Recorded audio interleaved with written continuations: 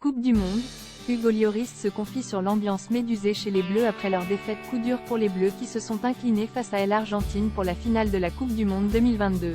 Hugo Lloris, capitaine de l'équipe de France, s'est confié sur l'ambiance maussade des vestiaires après le match. La Coupe du Monde 2022 s'est achevée au Qatar ce dimanche 18 décembre, après une finale sous haute tension.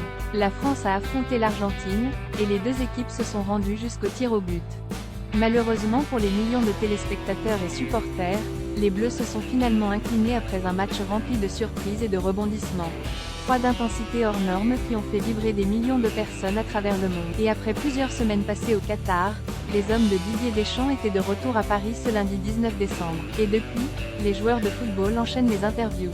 Notamment Hugo Lloris, gardien et capitaine de l'équipe de France. C'est auprès de TF1 ce lundi 29 décembre qu'Hugo Lloris est revenu sur la désillusion de son équipe après la finale contre l'Argentine, particulièrement sur l'ambiance maussade et médusée dans les vestiaires de l'équipe de France après cette défaite, mais également sur le réconfort de voir des milliers de supporters les applaudir à la Concorde. Après la douleur d'hier, c'est un peu de réconfort. Le plus important, c'est la reconnaissance de ses supporters. Ça nous réconforte un petit peu même si en tant qu'athlète, on aurait aimé gagner cette médaille en or et surtout ramener cette coupe, une nouvelle fois, en France. C'est une déception, mais ça fait plaisir de voir autant de monde ce soir, a-t-il confié. Hugo Lloris, c'était très silencieux. Mais ce n'est pas tout. Le gardien et capitaine de l'équipe de France a également expliqué quelle était l'ambiance dans les vestiaires après la défaite face à l'Argentine.